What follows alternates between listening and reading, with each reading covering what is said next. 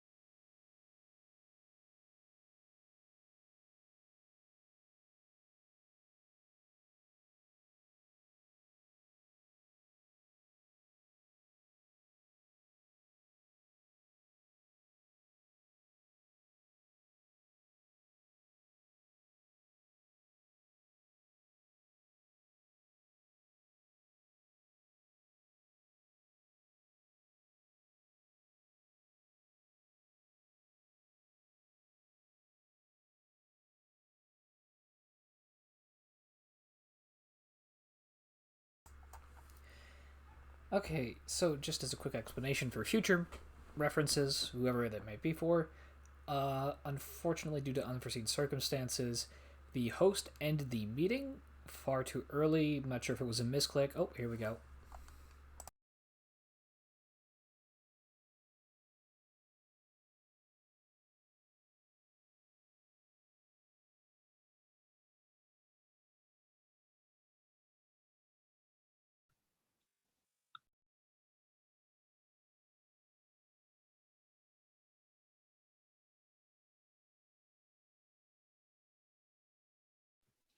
Hello, everybody. We'll give everybody a chance to get back in.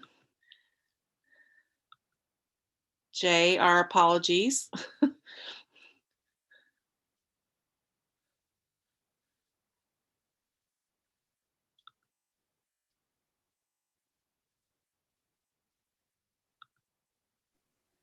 no problem at all. Sorry, it was hard for me to unmute there for a second, but I'm here.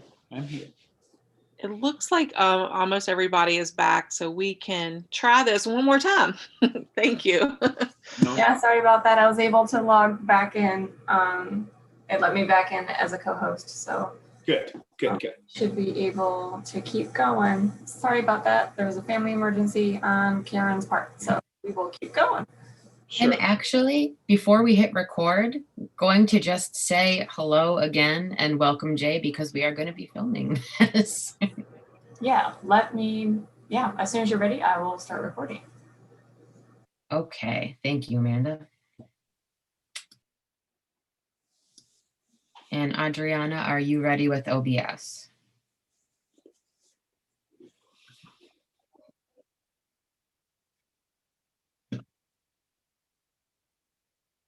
Cool. Thanks, Jacob.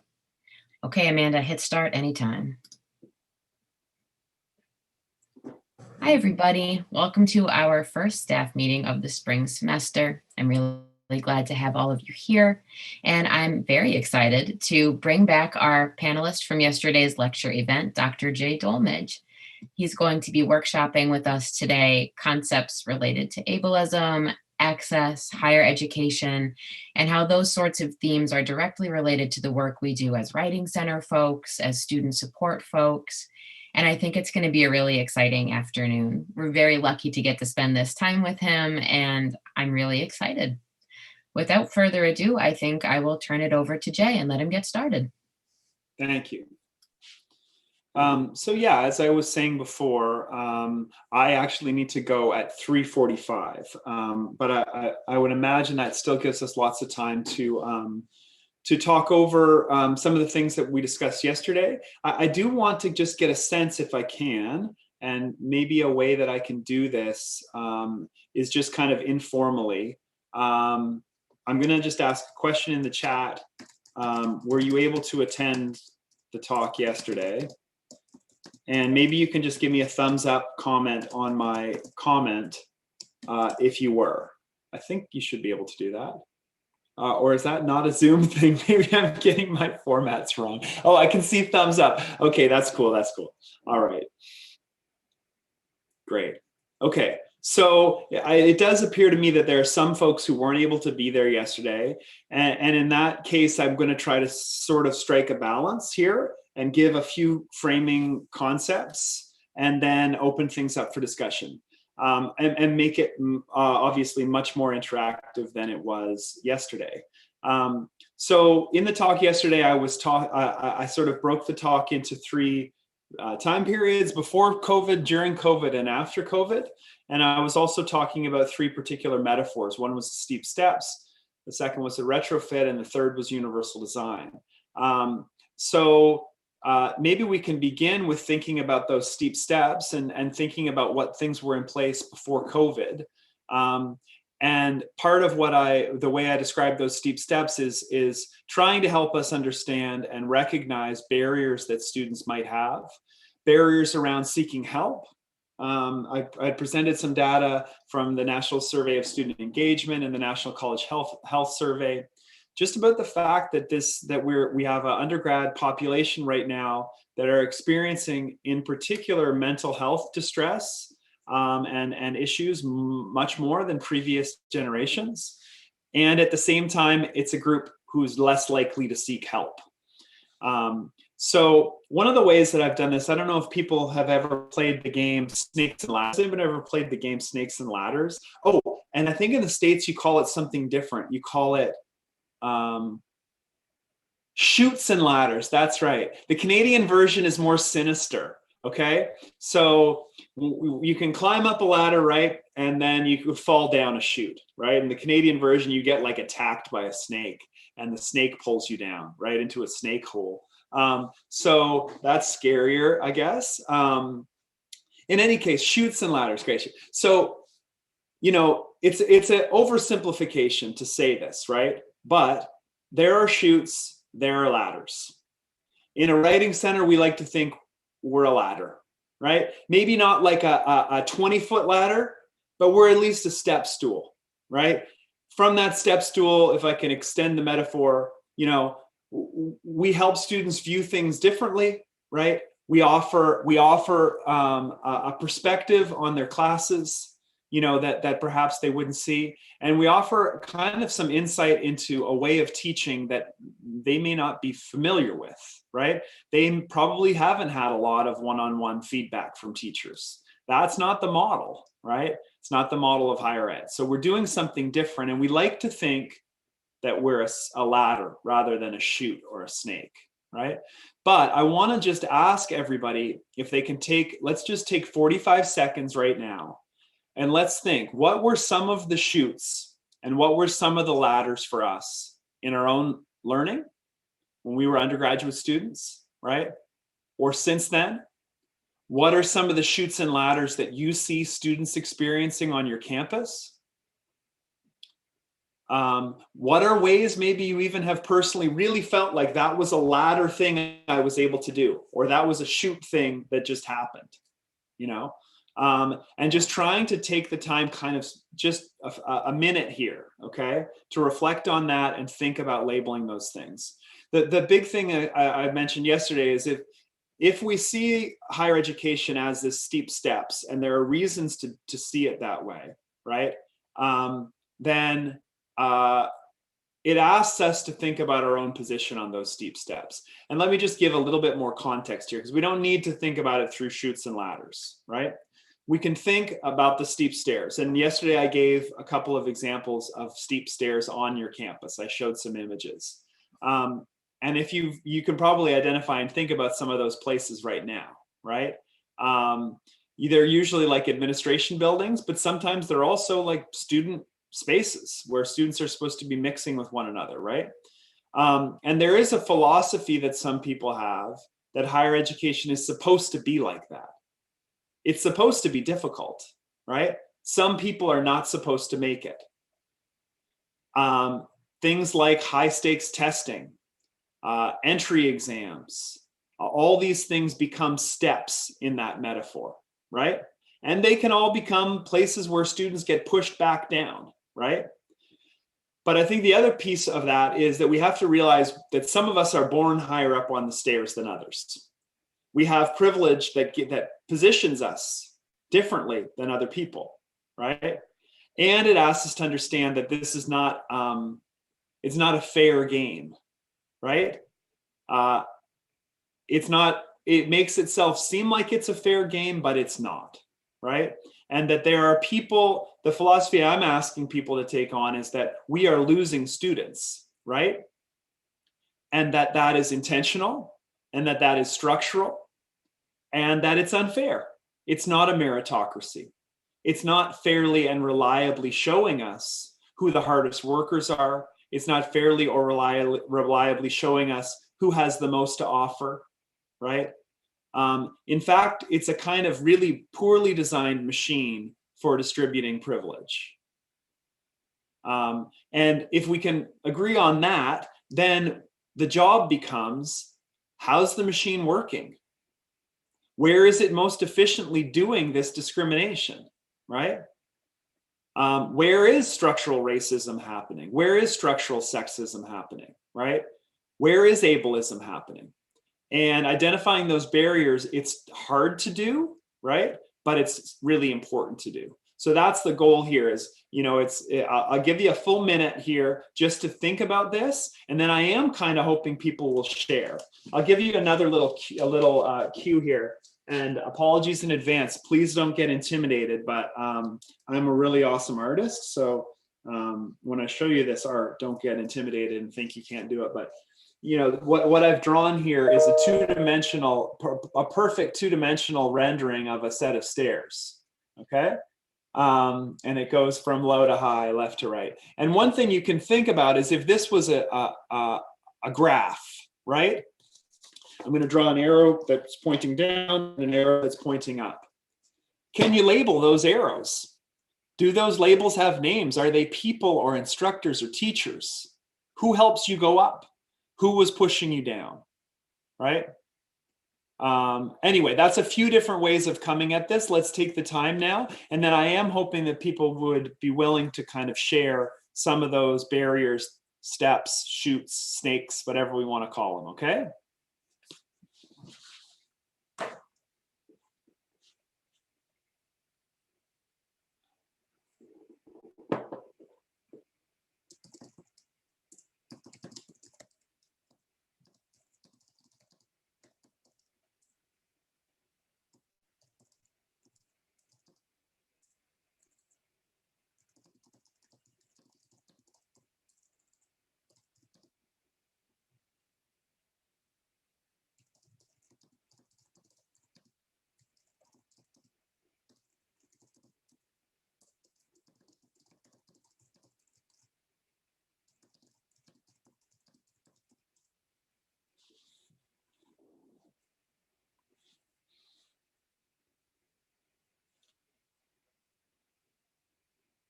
I think I see some people posting some ideas into the comments, and that's a great idea too. And I can read some of those aloud. I'll make sure to read them all aloud.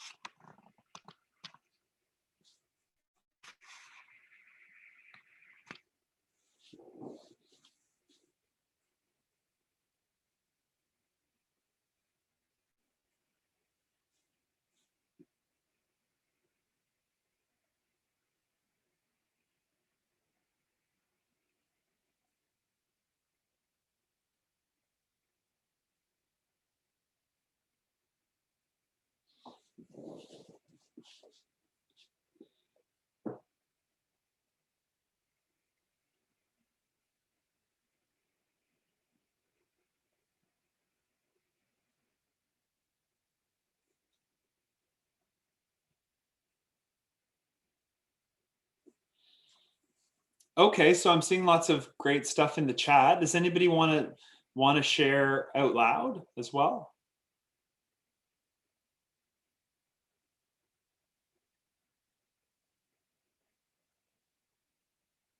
We don't really have to. There's a lot of good stuff to talk to about in the chat. So I'm going to try and cover some of the stuff.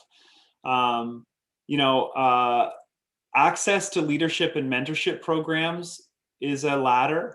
Community engagement, a lot of people are citing work in the Writing Center and the community that exposed them to as a ladder, right?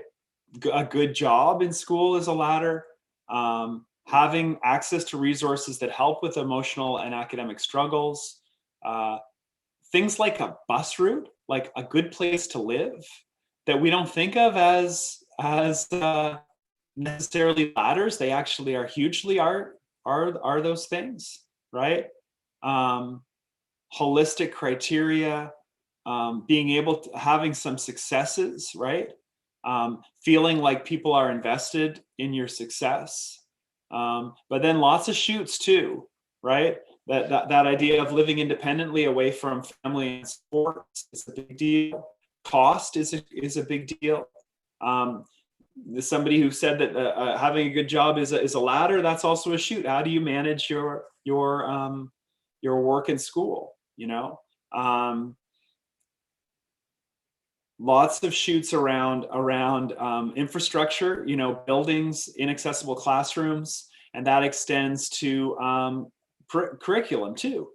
The fact that instructors have no idea how to help students with anxiety, right?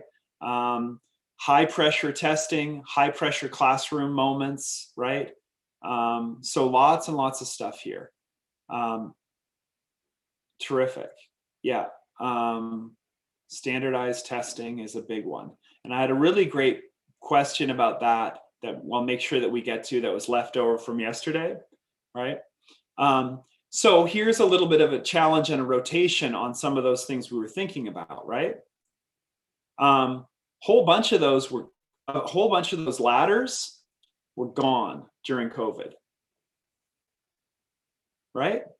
And we acted like students should continue the way that they were going.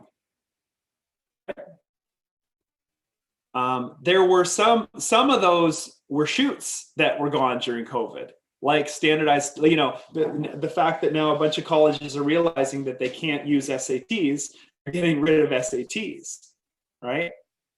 Despite all of the evidence for decades showing them that they shouldn't be using SATs, because all that the SAT does is reinforce structural inequity, right? And discrimination. But some of those things are gone, and hopefully they never come back. But it becomes a challenge then. How do we create these things for people during COVID? We are still very much during COVID, right? How can we try to replicate some of these ladders, whether they're small ladders or really big ladders, when a lot of what we're used to in terms of culture and community and those other buzzwords we have for how we think about campus, right? While those things are gone.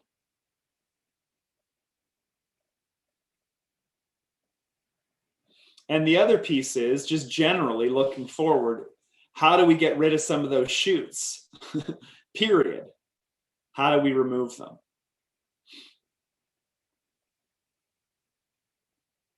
I got a question for you, okay? Just based on one of the questions that was asked here, or one of the reflections that was made. You know, I think in a regular classroom, in general, instructors have no training and no preparation to help students with things like anxiety, right? How do you all handle that in a writing center?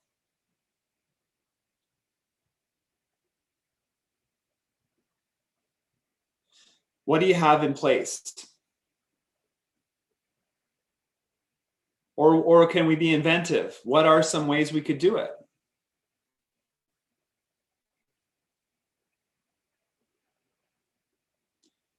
In general, do you think students know what to expect when they come into the Writing Center?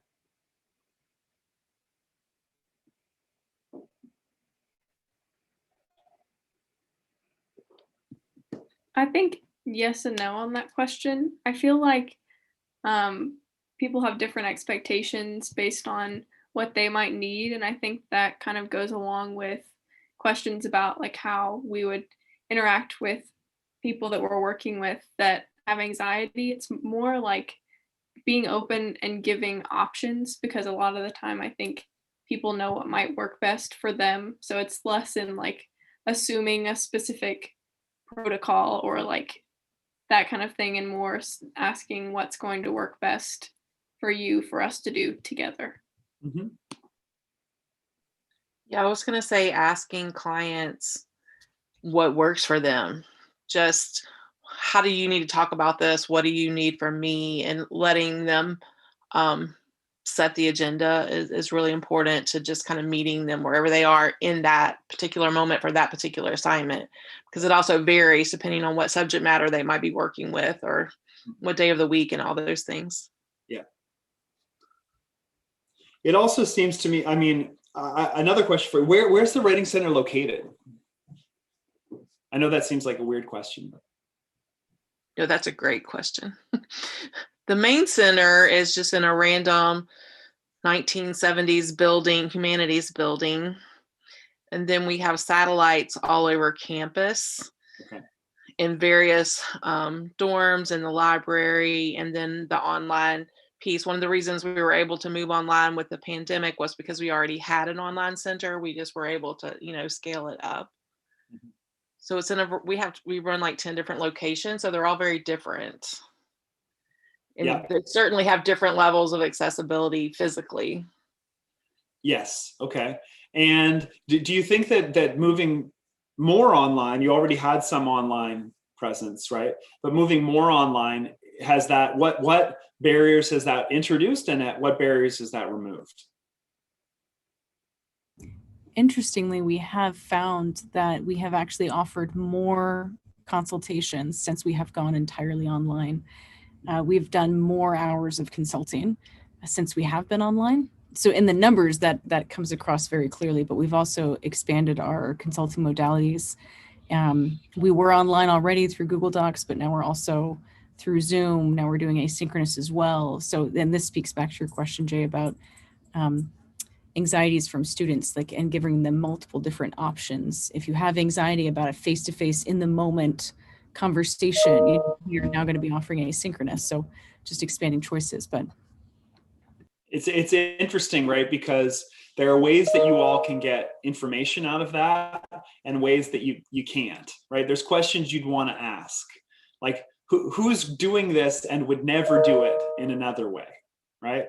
Who's coming through the door virtually that never would have otherwise. In a classroom, you can see that, right? You offer a new way of interacting and you see, all of a sudden the students who weren't saying anything, now they're active, right? Or they're engaging, or they're sharing their ideas or whatever. You all don't have access to that kind of information, but it is really interesting to think about the fact that you are getting more now, right? And how is that going to structure the way that you plan and roll things out, as you move forward? I think that's really interesting. And it's also obviously, I would imagine, an access issue for you all, right? That there are some people for whom this modality suits them some of the time, right? And some people for whom this modality doesn't suit them some of the time, but it's interesting to have variety, right? And we haven't had choice, but moving forward, we will have some choice and some agency, right? In what we want to do. And the big question, I think, is going to be who gets to choose, who gets to choose to do what? It's obviously the case, and it was a big part of the talk yesterday, but the overemphasis on the need for students to physically be in class for 50 minutes was a defining factor of pre-COVID education. And a lot of students really struggled with that.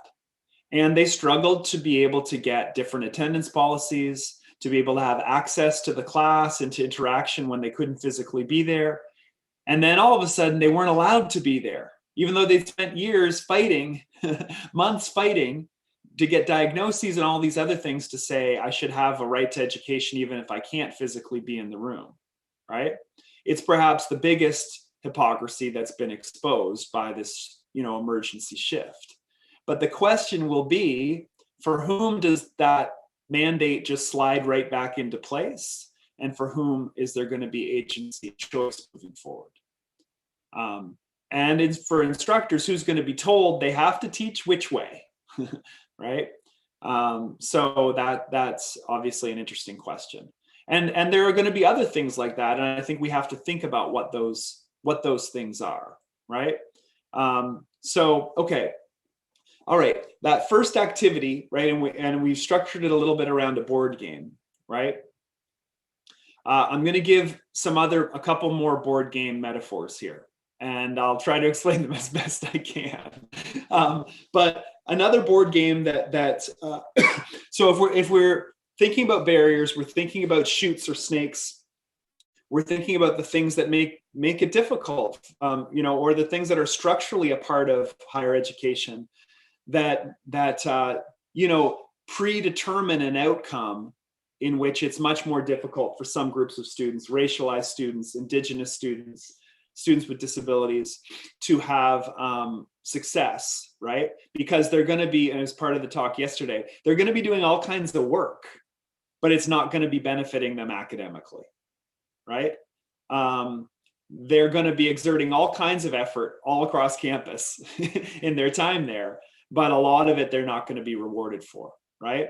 And privileged students are going to get to focus on things like, academically accessible skills, but the solution often to these problems when we identify the barriers are what are called retrofits, right? And a retrofit is a way of adding something to an inequitable situation or structure that makes it look more equitable, right? And can functionally be used, but in the end allows the inequity to continue, right? So the best example of this is a building that has a big steep staircase in the front, coming in the front of the building, probably has a ramp somewhere else, right? And there's bad signage, you can't figure out where it is, you got to go back through a parking lot and they're past a dumpster, and then there's an accessible door.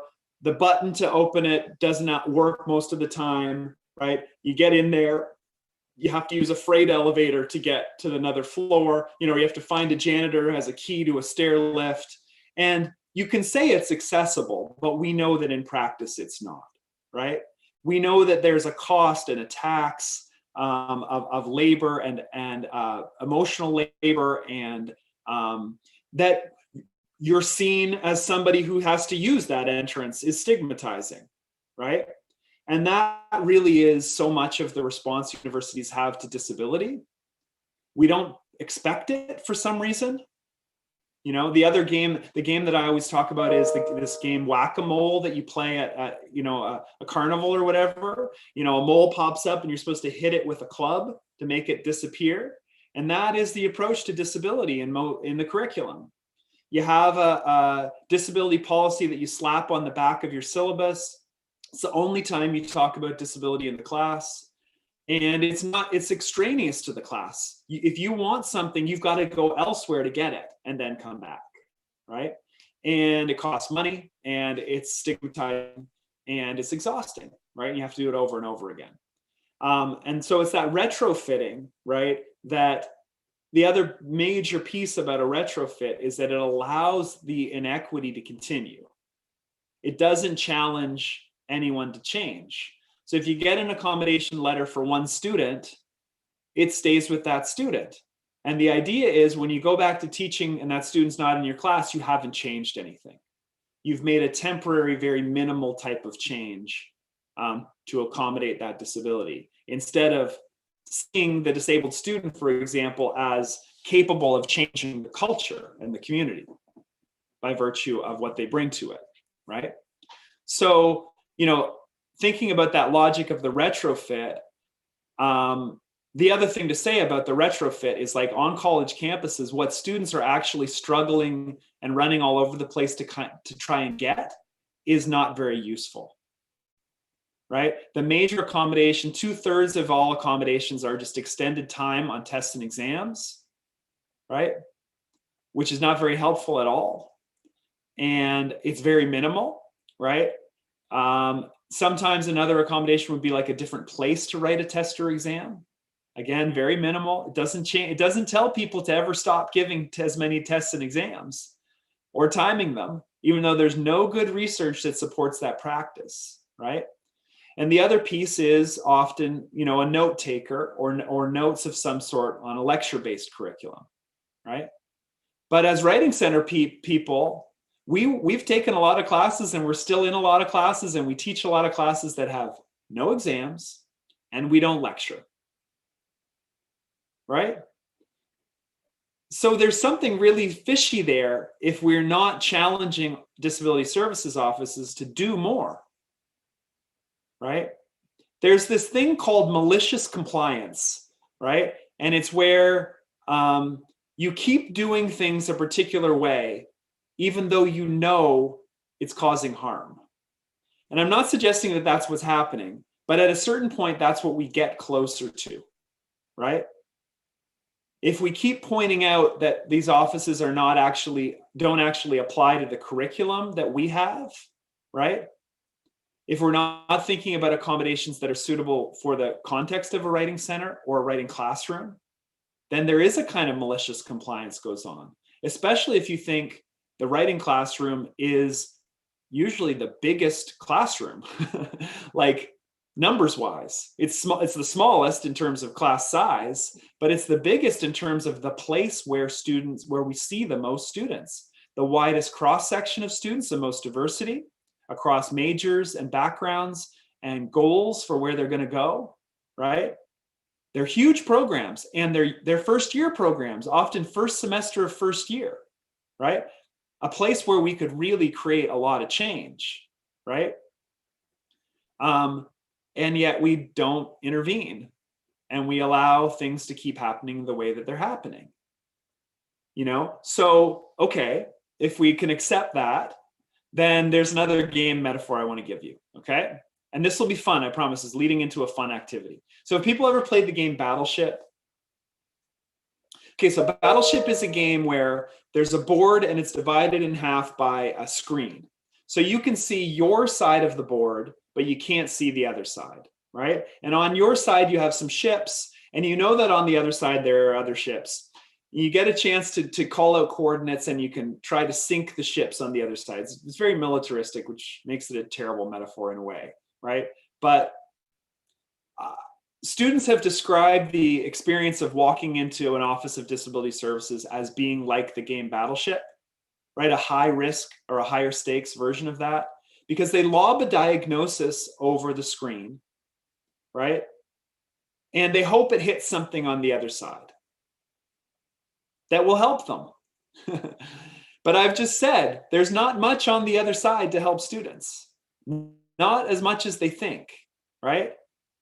And it doesn't have much to do with the kind of classroom we'd like to see, that we value, right? Or the kind of academic exchange or intellectual exchange that we want to have in something like a writing center. So the challenge now is to think about, how do we expand the repertoire of things on the other side? And let's be blue sky here. What accommodations do you wish there were, right?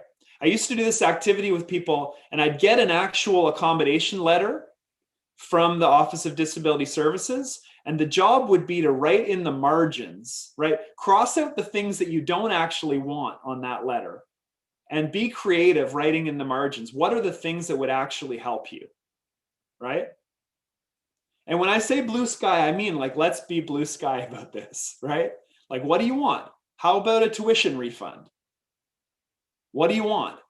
How about classes that never start before noon? What do you want?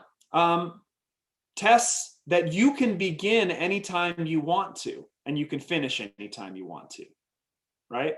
That one I'll come back to, because I've actually seen universities institute that, right? But okay, give you another 45 seconds, minute, whatever you need, let's say, and please post in the chat if you can think of some accommodations that you wish you could give people, or you wish you could have had, or you wish you could have, so that we can think about expanding that repertoire?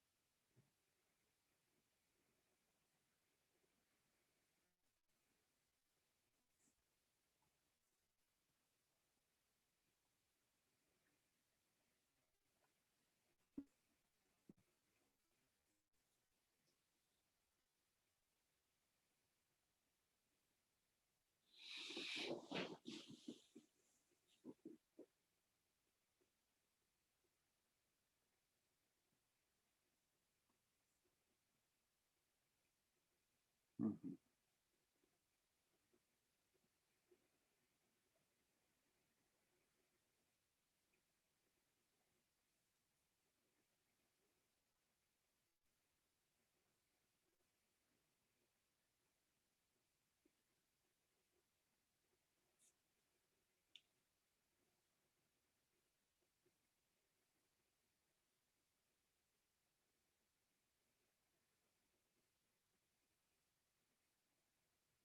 Hmm.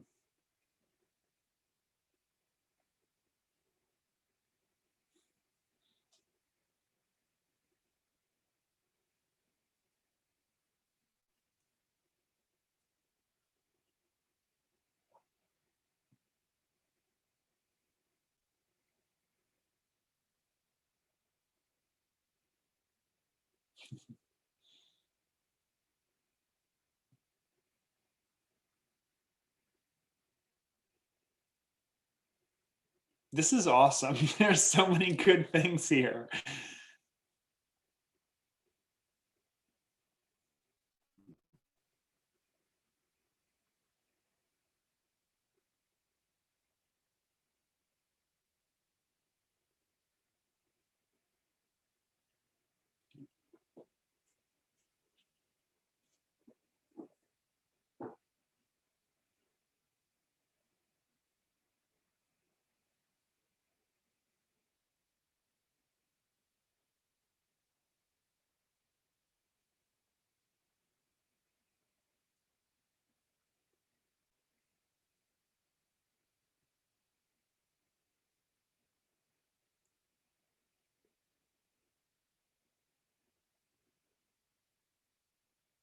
Okay, I'm going to start talking through some of this stuff if I can. This is all like, okay, I want to say two things at the same time. One, this is awesome and like really inventive. And two, these aren't big things. Somehow it's both of that at the same time. It seems somehow revolutionary that we would, if we followed all these things in a way, we'd have an education that would be unrecognizable to us. And yet at the same time, these are tiny things. They're not big things, most of them, right? And in fact, when you look at them from that perspective, none of them seem like unreasonable demands. And I even asked you all to be pretty blue sky, but they're not unreasonable, right? It would be interesting, and I know that it's possible to get a kind of like transcript of this chat, but I don't know if you all have time at some future staff meeting, right? But to kind of go through and say, what of these can we do, right? What of these can we help ensure that we're following? Because they're not that hard, you know? And I've seen examples of other schools who are doing a lot of these things. But I've also got way more examples of faculty who would act like these are huge asks when they really aren't, right? And that's part of the culture that we're working against here, right? Yesterday, I talked about this in some detail, but it's worth saying that the general public wants to paint universities and professors and students as like snowflakes and like super lefty, right? Social justice warriors and, who get all this special treatment. But universities are unbelievably conservative places in the sense that we keep doing the same things over and over again. And we have been for about 80 years. Even though there's no good research to support them, they're not good educational techniques. They don't help people learn. We just keep doing them because we've always done them. And because for some reason, it's so hard to change things, right? So, I see a couple of themes here. One theme is just around timing, right? And that's timing in a large way and a small way. So yesterday I was mentioning, students with disabilities graduate with 60% more debt than other students. And a big piece of that is because they are accommodating themselves by not taking a full course load. That's one of the best things that for a lot of disabled people to do, is to organize their course load differently and just be willing to be in school longer, right? Because they know they're going to be having to expend all of this extra energy to get things that other students can easily access, right? But there's a huge financial penalty to doing that, and that's not fair. In Ontario, there's a court case right now around this, and I think that there will continue to be, and I hope that that's something people can fight for, because there shouldn't be penalties for having a lower course load, right? It's unfair. The other big thing is about, timing for tests and exams, timing for assignments. And I know, it's probably seemed like a joke yesterday, but I was giving the example that nobody walks into an engineering firm and says, everybody put their pencil down, don't touch the blueprints anymore. Whatever bridge you designed is the bridge we're going to build, right? But people were pointing that out in the chat as well. It is not professional to work that way.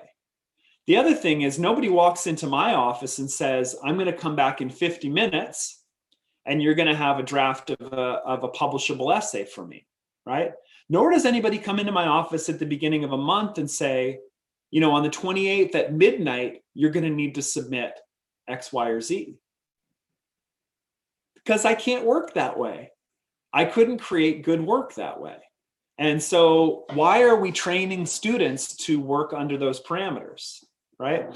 At my own university, we're a really STEM heavy university, and we're a big co-op university. So a lot of students in math, computer science, engineering, and they go out on co-op terms. And the overwhelming thing we hear from co-op employers is they don't know how to get along with one another. They come in and they know how to compete, and they know how to shield their work from other people, right? And not collaborate. And you're teaching them all the wrong things, right? Because of course, we're teaching not just the content in these classes, we're teaching a set of values. And the values that we're teaching through so many of the things that you're listing in the chat there are bad values. They're not values that sync with a modern or contemporary workplace. Okay, so I just want to see, because in summarizing a few of them, I've probably missed a lot more stuff that's going on here. Yeah, Lindsay mentions the fact that we were told to be blue sky about this and our responses were basically, I would like to be able to function, is telling, right? But that's where we are. And the other thing I saw there was about, like an honor code. And I have seen this at smaller universities that have an honor code, can be more flexible around things like exams. They can say all exams are take-home exams, right? Nobody has to sit. And at some schools I've seen, you get to choose when you want to start your exam. Well, that's actually teaching a good life skill. Don't start doing something until you're ready. I wasn't going to start today until I had my tea. That's a silly example, but like, how do you get yourself prepared mentally to be able to do what it is you need to do? And telling people that in the real world, they're going to have to start something at 8:10 in the morning and be at their very best is not realistic, right?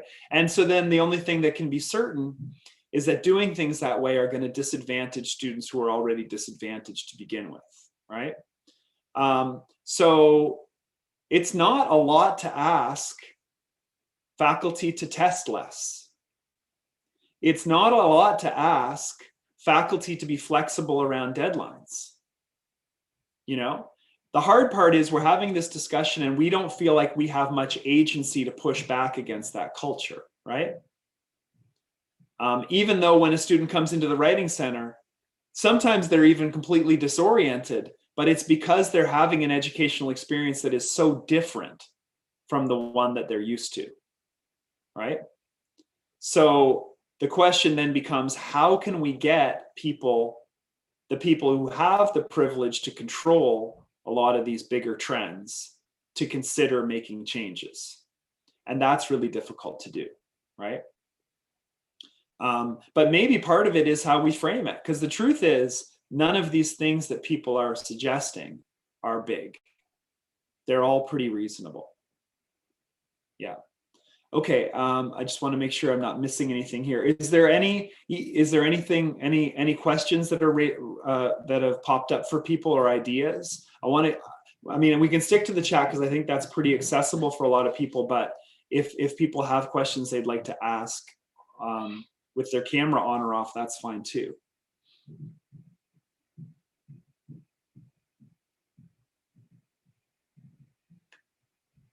Trixie had an interesting comment here. In the Writing Center, we have the struggle of whether or not a take-home exam can be brought to the Writing Center. That seems really complicated to me. It's very complicated. And sometimes instructors might put on the top of the sheet, you can't go anywhere with this. You can't, and even specify you can't go to the Writing Center. Then we've had take-home exams that say you should go to the Writing Center with this before you. And then students who are, in between and they don't know and they don't want to ask.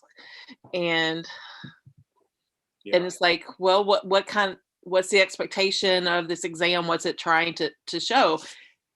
Can you use your resources? I mean, in real life, are you going to use your resources? Yes, you should use them. Yeah. Yeah. But it's also, and I completely agree with that, but the person giving the exam is actually measuring something they shouldn't be measuring. Right. If the exam needs to be taken to the Writing Center. You know what I mean? And that's so much of the noise here. So many of the things we're talking about, the problem is the prof is testing students on things that they shouldn't be being tested on. We can't be testing students on whether they have, access to a quiet space to study, right? We can't be testing students on something like writing in a computer science exam, right? You got to get rid of that noise if you're going to actually test the thing that you think you're testing. But that's the hard part. There's not much reflection there. And there's not much time or opportunity for instructors to reflect. But one of the things that I always say to people, and this is what people had to do, okay? So in the winter term 2020, my own university said no exams, right? No timed tests and exams, right? And instructors were like panicking because that's the basis of their curriculum, is being able to give those exams. And they put work into it, et cetera, and so on, right? But at no other point in time had somebody said to them, you can't do this anymore. And you know what they did? They figured out how to give an exam that wasn't a time test or exam. So we know it's possible, right?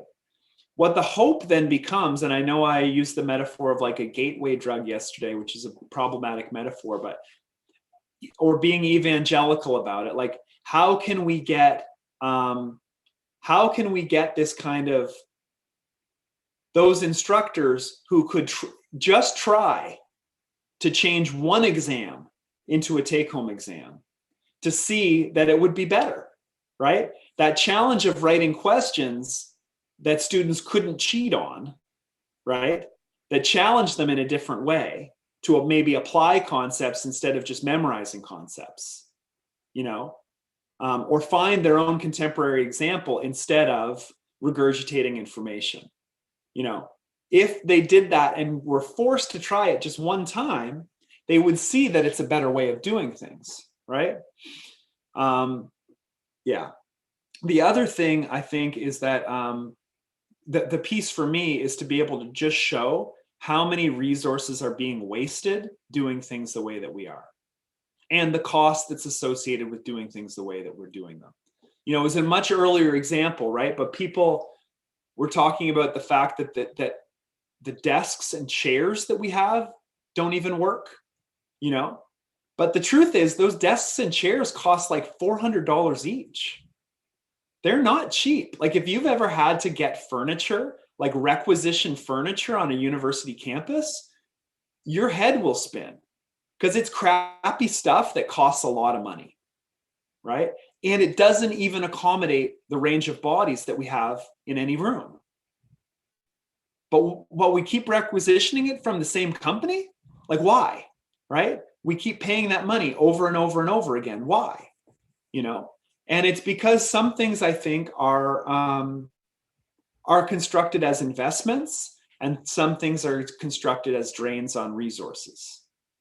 And we need to find a better way of showing that accommodations for disabled students, approaches that address systemic inequities, including racism, are not a waste of money.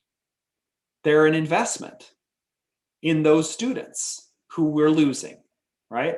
They're about retention, you know, and we can use some of that language, right? But they're also, just like the other things that we spend copious amounts of money on, they have a return and there's value to be had there, you know?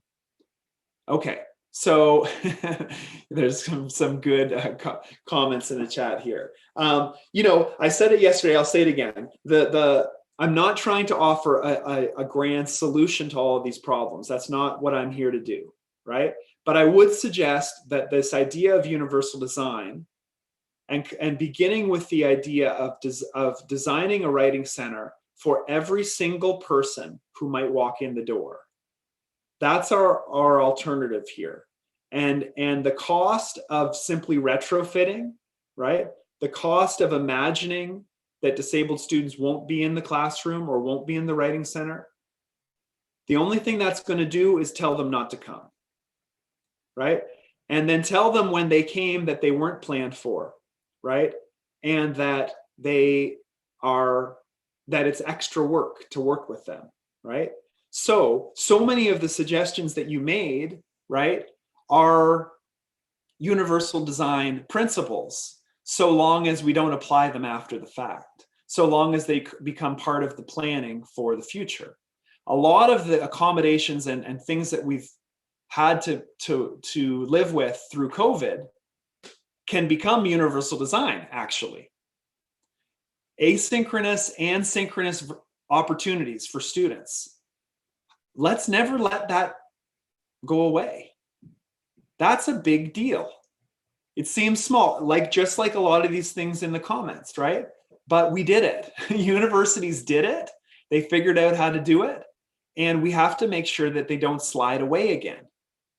Because I don't want to seem like an opportunist, but this is an opportunity right now for education to change. It's changed radically in the last 8 months. And if we're not paying attention, the only thing that's certain is it will slide back to the way it used to be, right? So that universal design is a philosophy of saying, how can we plan for the future, right? So that these things that we're talking about, which all seem small, but cumulatively create a culture that's much more open and accessible.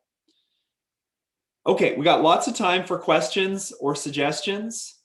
I can go to some of the questions that were posted after the talk yesterday, but I want to give you all a chance. There are lots of opportunity to ask the questions you have. And I'm ready for tough questions here. I have a question that I was trying to figure out how to write it, and it was getting complicated. Mm-hmm. But it might be helpful if you could talk a little bit about, I think students should have a multitude of different ways to present like evaluations or do assignments, but from the faculty perspective, where let's say they transition from offering multiple choice or something, what are those like Scantron thingies, right, to having to do more open-ended ones. That takes a lot more time and a lot more effort. And I'm not sure that all institutions would be willing to give them perhaps like longer time to submit their grades or a TA. So what would be some things that we might be able to ask the university for in order to support faculty and being able to better do like different kinds of assignments? Yeah, because, okay, such a great question. Thank you so much. I think you have to pull back on other things. And I have lots of easy suggestions for things to pull back on. Why are we teaching so much content? I think we end up teaching more content in our classes than we did 30 years ago, despite the fact that content is so much more readily accessible than it was 30 years ago, right? Let's lecture less. The flipped classroom thing, you've all heard about it, but like empower students to go and get versions of the information themselves and then check it against one another and reward them for doing it. Assess less and connect more. I know that sounds like such a t-shirt, but that's one of the mantras that I always want to leave with people. Assess less, connect more, right? So pull back.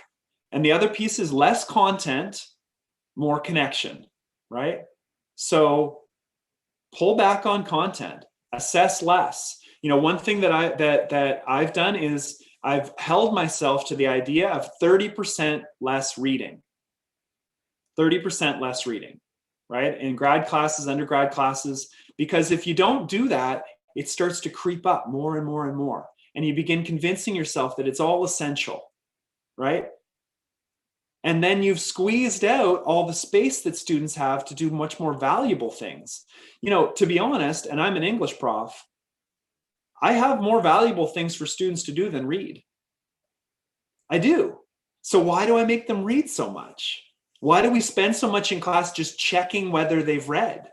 If I pull back on those things, because it is kind of a zero-sum game, I only have so much labor, and I'm being squeezed on that more and more. But give more grading for truly unique and diverse forms of participation and collaboration, and give less grades for exams and tests. If I have to give an exam or a test, give it twice. Allow students to take it a second time and reflect on and build on the mistakes that they've made. That's easier for me, but it's also a form of universal design, right? Ask students to assess themselves, grade less stuff and teach more, cancel classes to have one-on-one conferences, right? Video on or off. That's one of the major things I've done in COVID is like, I want to be able to connect. So I will just cancel entire classes. I won't add student conferences on for them or for me because I can't, but that's the main message I would say is like, no, it's okay to stop doing so much of what you've always done and start doing a few more things that you haven't tried before. There's a good comment in here. Yeah. And that part of it is that instructors want to feel rigorous and they want to feel like they know everything. And one of the ways to do that is to make you drink from the fire hose of content. Here are these things that you must read, in part because I've already read them and I'm an expert on them, right? But instructors need to think as well, what if I were reading all these things for the first time? What would I actually be able to learn from this? What would I be able to retain? And they don't think that way, right? And another piece for me is like building constant checks in with the students and being okay with the idea of changing what we're doing, right? Midstream. And whatever repercussions that might have, instructors think that students will then think they're disorganized or that they're not rigorous or that they don't know what they're doing somehow, right? but plan for that from the beginning. My syllabus has a statement in it that says, I'm going to be checking in with the class through the term, and I will change this syllabus. The only thing I forget exactly how I say it, but like the only thing certain is that this outline of work will change, and major assignments may even change. And I'll change weightings of assignments. I will remove entire assignments, right? It's always removing, but you have to be able to do that in order to learn from students in the classroom, you know? And so, but you have to build those things in. Can I add something to that? Please. I have this conversation when I'm doing faculty training with them about leaving this room for flexibility and space. And I put a thing into my syllabus that I call the organic mini project, and I never know what that's going to be because I want to have space for us just to respond to what we're reading and what we're talking about, and to have a place for students to see that counting in some way, because that's the thing. But when I have this conversation with faculty, the biggest pushback is from faculty of color, rightly so, who say, if I do this, if I appear unorganized in this way, that my student evaluations are going to become really low. Particularly women of color are going to be viewed as being unprepared and being not on top of things, and their evaluations will suffer. And then there's a bigger problem about how those evaluations are used to judge faculty and to reward or not reward faculty, which is definitely a problem too. So it is definitely something we have to think about structurally. But yeah, so, and I could soapbox on about this for a long time, but you know, the best strategy I can give people is use the research, put your research right into your teaching evaluation, right? Two big pieces of research here. The one is the research around student evaluations of instruction and how biased they are. And there's studies upon studies of studies of studies that show that, right? And listen, if you're a white cis het dude, put that in too, right? In fact, it's even more on you to not just put your teaching evaluation scores in, but to say these are biased, right? And push back if your department says you're not allowed to do that, right? But the other piece then is justify the choices you're making as a teacher based on research. And people won't, that will be completely foreign to them, but it shouldn't be. But you can justify these things because there is contemporary research that shows that it leads to better student learning. And so it takes a lot of courage to do that, right? To say my student evaluations may suffer, right? But if you plan ahead, you can build the case for it, you know? And I think that I said it yesterday, the people least likely to change are the people with the most privilege.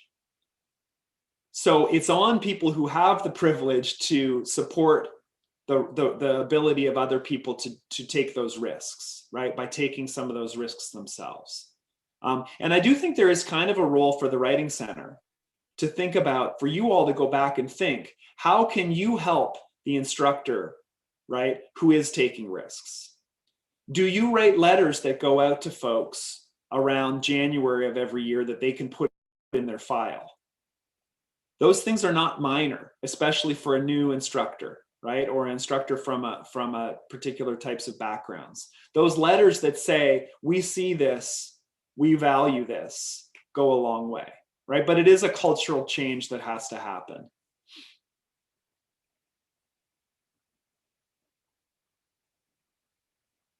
Another, just to tie that off, or I mean, we can talk about it some more, but you know, in my teaching in COVID, and people will be very familiar with this from a writing classroom, we're very used to the idea that we teach 3 major essays or 4 major essays. They are a certain number of words or a certain number of pages.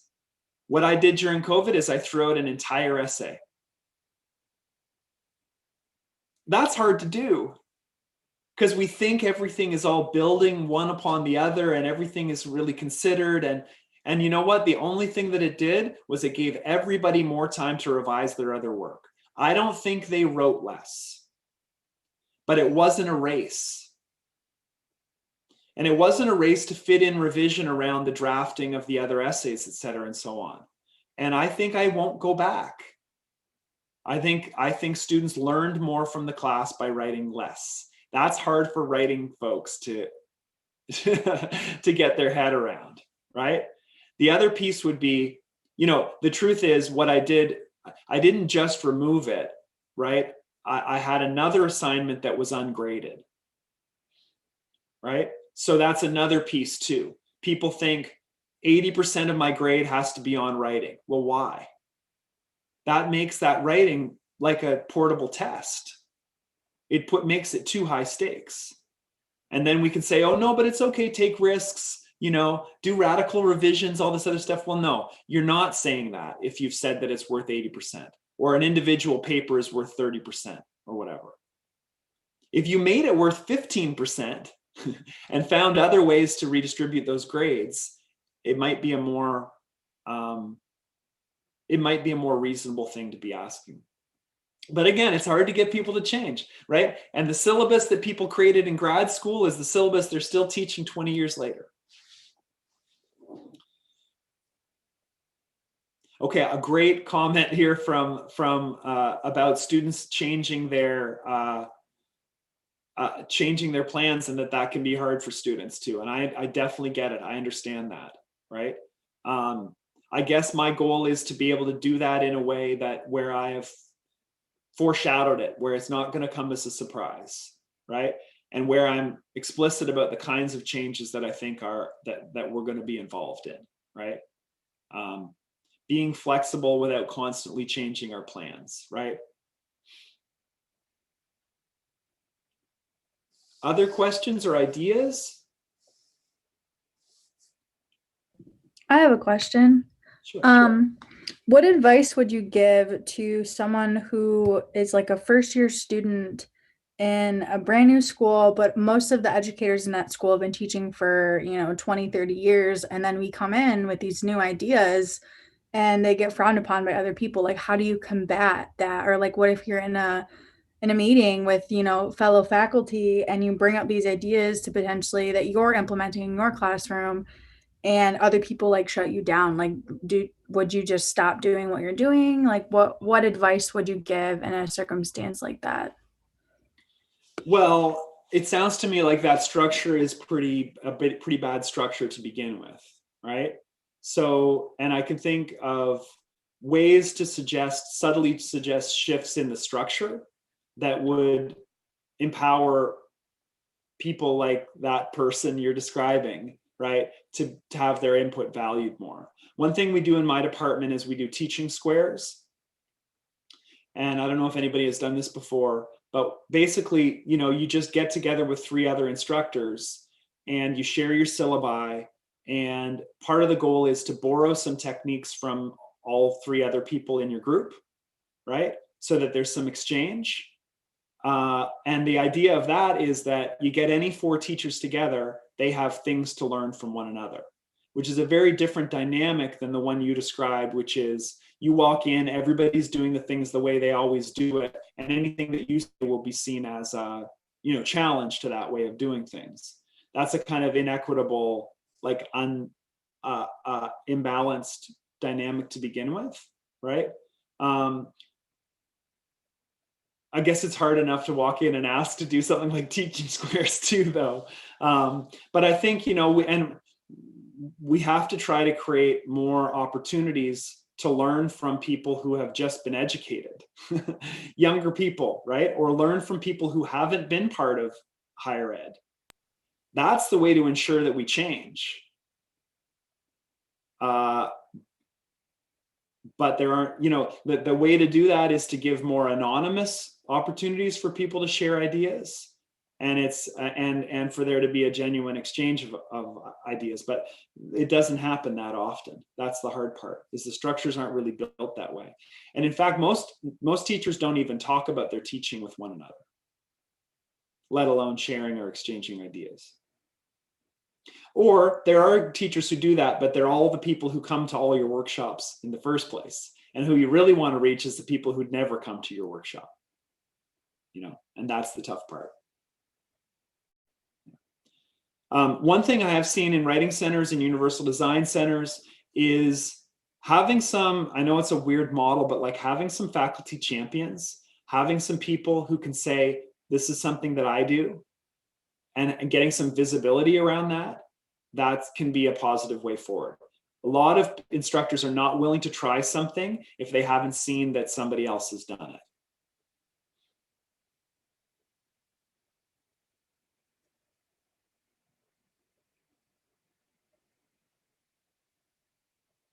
Okay. Other questions? There's a question in the chat about TAs who might be doing sections of a larger thing and have the assignments and syllabi handed to them and what they might do to affect change. Yeah. I wish I had the answer to that question. Right. I think as a TA, and I've been in that situation, I think what I'm trying to do is be the human. I'm trying to connect, and I'm willing to prioritize that connection, because most likely in that kind of a setup, that's what's lacking. And most instructors don't really know. They think that the TA is just there to grade. They think that the TA is just there to, test the students maybe, or assess them. But the truth is, they're there to be the human element. So when I work with TAs, I make that clear, right? But I think as a TA, you can take that on and you can say, the tone that I use in students when I reply to their questions, the ways that I come to try to understand who they are and ask them questions about who they are and what they want out of the class, all those things are really valuable and they lead to better outcomes for students. But I am stuck with this syllabus and I am stuck with this assignment and et cetera and so on, right? But the truth is, I'm the person who's going to be the one who's the human in the room interacting with the students. And that's the real opportunity. And that's where the learning actually happens, right? But I get it. It's an uphill battle. It's very difficult to not have that agency, but still have to be representing sometimes things that you wouldn't want to represent. It's hard. The other thing I would say is, and I hope people don't think that this is naive, because I actually believe it. I believe it's true. I think most instructors have not considered that there's another way to do things. And that they're not against suggestions. It's that nobody gives them suggestions. Like I said, most professors don't talk to their colleagues about their teaching, and nobody taught them how to teach or talk to them about teaching. They're doing it. And they've got a lot of other pressures. Somebody giving them a suggestion that might make their class work more smoothly is actually pretty welcome. It doesn't mean they're going to do it right away, but it's not unwelcome. It's that they've got so many, especially now during COVID, they have so many other demands on their time and their labor that they're not thinking proactively ahead, So gently asking, are you open to reconsidering the wording of this assignment if I gave it a go and sent it back to you? I don't think there aren't, unless they're a real a-hole, I don't think there are many instructors who wouldn't be open to that. They just don't have the time to go fix it themselves, or they don't think they do. Mm-hmm. But I don't think that they're convinced that the way they're doing it is necessarily even successful. They just haven't seen that there's much reward in really digging in and trying to change things. If they all had to take classes, then things would change much more rapidly, but they don't. And they're not forced very often to understand where a TA is coming from or a student is coming from in their class. Yes. Yeah. I know that you have to go. I wanted to say thank you on behalf of the Writing Center and all of you here. This has been great, and we've got much to think about and to work with. Awesome. Yeah, can I just say, I do still have that challenge for you, okay? I didn't forget it. And that is to go back and look at this chat at some point. All of you, okay? If you can find the time, go back and look and just say, remind yourself that the things that you were suggesting are not radical. They're doable.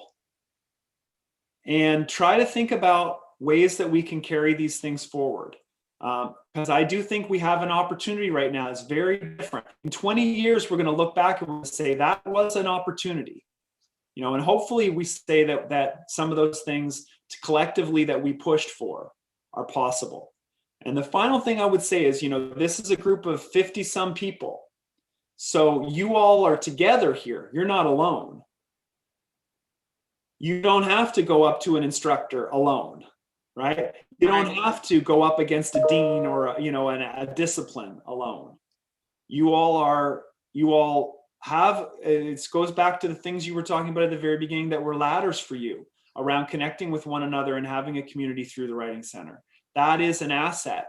And you all get to an opportunity to let some other people use that ladder too. Thanks so much. I hope I do get to connect with people again. The last thing I'm going to do is I'm going to put my email in the chat here. If you have other questions, please email me, okay? Or down the line, please do, okay? Thank you so much. I think it's there. Okay. Yes. Take care. Be You safe. too.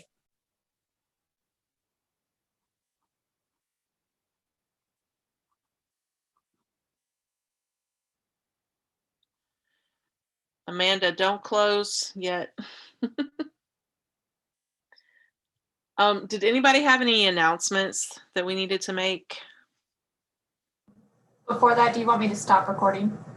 You can stop recording, but I want to make sure we download the chat, please. Yes, I also saved the chat already. So. All right, great. Thank you.